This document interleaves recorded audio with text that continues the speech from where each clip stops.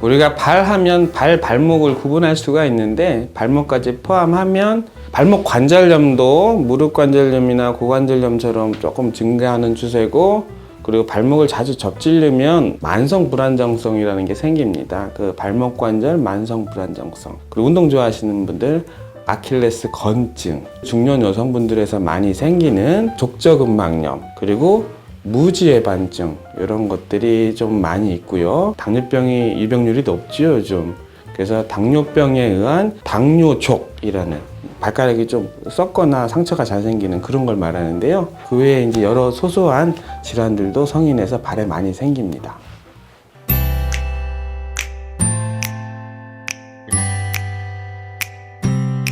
우리 인류는 태어날 때 모든 사람들이 다 평발입니다. 그리고 물론 이제 질환을 갖고 태어나는 분들도 있는데요. 선천적인 것이 적용되는 분들도 있고, 어쨌든 신생아기에는 다 평발이다가 이제 아장아장 걷기 시작하면서 내축 세로공이라고 하는데요.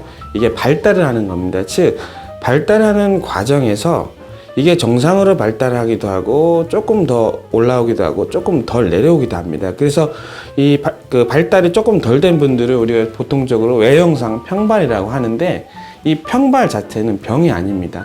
이 평발이 문제가 돼서 원인이 돼서 나중에 통증이 생기고 건증이 생기고, 그래서 질환으로 됐을 때 그때부터 병인 거죠. 예를 들면 제가 키가 작은데 평균 키보다 작습니다.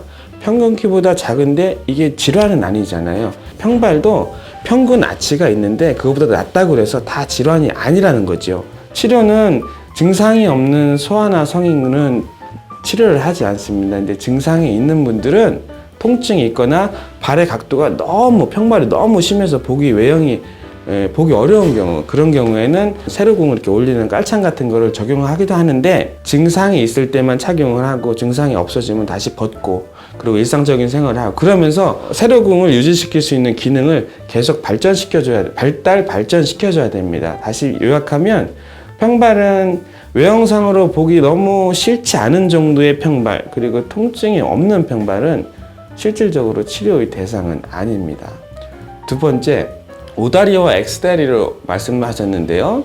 오다리는 마찬가지로 태어나면 모든 인류가 다 오다리입니다. 아기 때는 오다리. 그러다가 3세, 5세, 7세 이렇게 되다 보면 오다리가 일자다리를 되다가 이렇게 X자다리가 됩니다. 그러다가 10세, 11세, 12세 되면 다시 이제 일자다리가 되죠.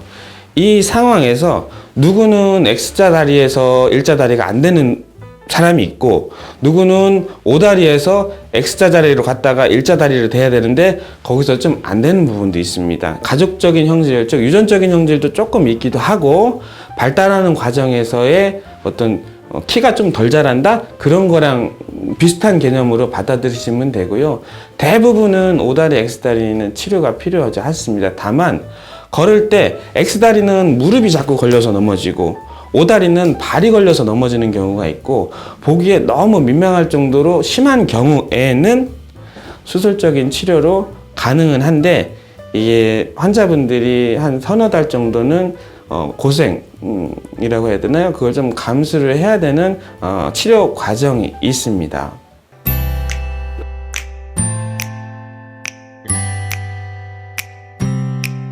가장 오랫동안 가장 보편적으로 치료한 방법 중에 첫 번째는 주사 치료가 있고요.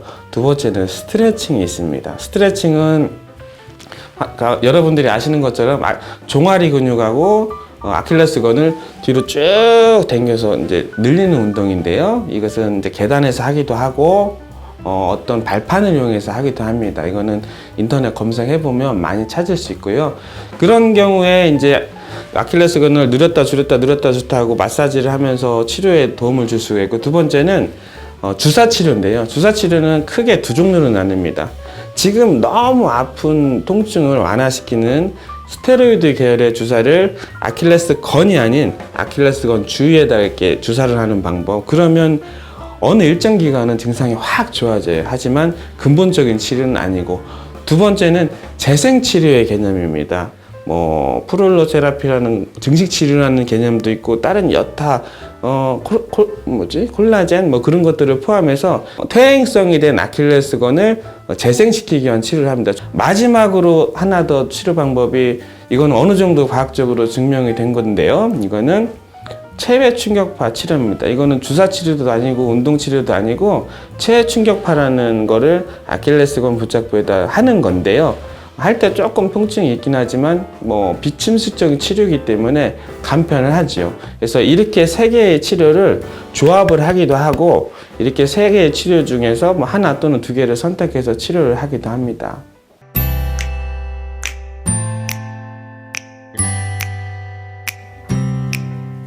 족저근막염은 발꿈치 뒤쪽 발바닥 쪽의 통증이죠. 전형적으로는 앉았다 일어설 때, 자고 일어났을 때 뒤꿈치가 찢어지듯이 아픈 건데요. 이건 또 아킬레스건염 치료하고 방법이 좀 비슷합니다. 집에서 볼링공이나 이런 손가락이나 그거를 발가락을 뒤로, 엄지발가락부터 다섯 번째 발가락을 뒤로 확 제끼면은 발바닥에 세로공이 싹 생기면서 뒤꿈치에 아픈 부위가 생깁니다. 그 주위를 마사지, 골프공이나 이런 걸로 마사지를 하면서 발바닥 족저근막을 뒤꿈치부터 앞꿈치까지 다 이렇게 비벼줘서 스트레칭을 하는 겁니다. 이게 이제 집에서 할 수 있는 방법이고요. 여기다 더하기 아킬레스건 스트레치 운동을 같이 하셔야 됩니다. 왜냐면 아킬레스건하고 족저근막은 하나로 이렇게 이어져 있다고, 하나의 복합자라고 생각을 하시면 됩니다. 아킬레스건 스트레칭 운동, 마사지, 족저근막 스트레칭 운동, 마사지. 요게 자가로 하실 수 있는 치료 방법입니다.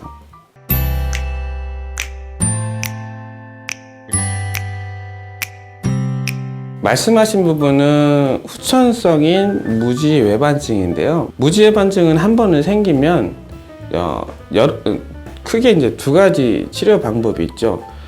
좀 무지외반증이 조금 생겨도 통증이 없으면 그건 치료 대상은 아닙니다. 문제는 보존적 치료냐 수술적 치료냐입니다. 보존적 치료로는 수많은 사이에 끼는 보조기가 있어요. 꼈을 때 발가락 사이에 꼈을 때 휘어진 게 펴지는 것처럼 보이면서 신발을 신을 때 덜 아프게 하는 거지, 근본적으로 변형된 발가락을 정상으로 회복시킬 수는 없고, 그걸 하려면은 수술밖에는 방법이 없습니다. 무지외반증의 수술적 치료를 선택을 하신다면 꼭 족부 정형외과 전문의를 찾아가서 수술을 하셔야 됩니다. 어려운 수술은 아니지만 섬세하게 해야 되는 부분이 있기 때문에 그렇습니다.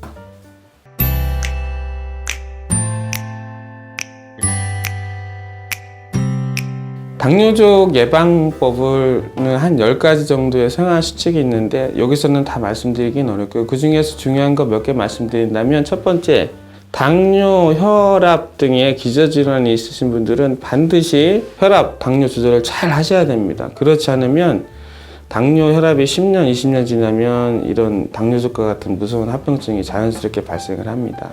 두 번째, 당뇨가 오래되시면 발가락이나 발목 이렇게 딱 굳습니다. 이게 잘 안 돼요. 근데 관심이 없으세요. 그리고 뭐 발톱 무좀도 생기고 그럽니다. 그러면 뭐가 문제가 되냐면 상처가 잘 생겨요. 감각도 떨어지고, 발의 감각도 떨어지고, 혈액순환도 안 되기 때문에 무슨 상처가 생겨도 잘 모르거든요. 그래서 그게 안 되게 하려면 이 굳은 발가락을 구부렸다 폈다 해야 되는데, 집에서 그냥 혼자 그냥 발가락 쪼물쩍 하는 게 아니라요, 이 손을 이용해서 이 발가락을 다 구부리는 겁니다. 우두두두두둑 소리가 나게. 이러고 10초 동안 유지하고, 반대로 또 우두두두두둑 해서 다 펴서 이 정도로 10초를 유지하고, 이거를 아침에 10번, 저녁에 10번 해서 발가락이 쪼물딱 이게 잘 움직이게 해야 당뇨족이 생길 가능성을 낮출 수가 있습니다. 두 번째는, 당뇨가 10년, 20년 되신 분들은 신발을 2시간 이상 신으면 안 됩니다. 2시간 정도 내가 일을 하거나 등산을 하고 뭘 하든 1시간, 2시간 본인의 시간을 정해놓고 신발을 벗고 양말을 벗고 물집이 잡힌 곳이 없는지, 어떤 염증이 생긴 것이 없는지 그거를 꼭 확인해야 되고, 만약에 그런 게 있으면 반드시 당뇨족을 보는 의사 선생님을 찾아가서 약을 처방을 받든 상담을 받든 하셔야 됩니다. 세 번째로, 이게 좀 중요한데요. 겨울에 당뇨적으로 오는 환자분들이 전기장판에서 주무시다가 오시는 분들, 화상 생겨서 오시는 분들이 많습니다. 왜냐면 감각이 떨어지기 때문에 항상 발이 시리거든요. 전기장판에서 화상을 입어도 감각이 떨어지기 때문에 아픈지 모르고 그냥 다음날 보니까 물집이 생겨서 그냥 집에서 관리하다가 이렇게 오시거든요. 겨울에 춥잖아요. 전기장판에서 주무셔도 됩니다. 하지만 무릎 아래 부위 아래에는 이불을 두껍게 쌓아서 거기서 24시간 발이 놓여 있어도 전기장판에 화상이 입지 않게, 물집이 잡히지 않게 그렇게 해놓고 주무셔야 됩니다. 이 부분이 많이 중요하겠습니다.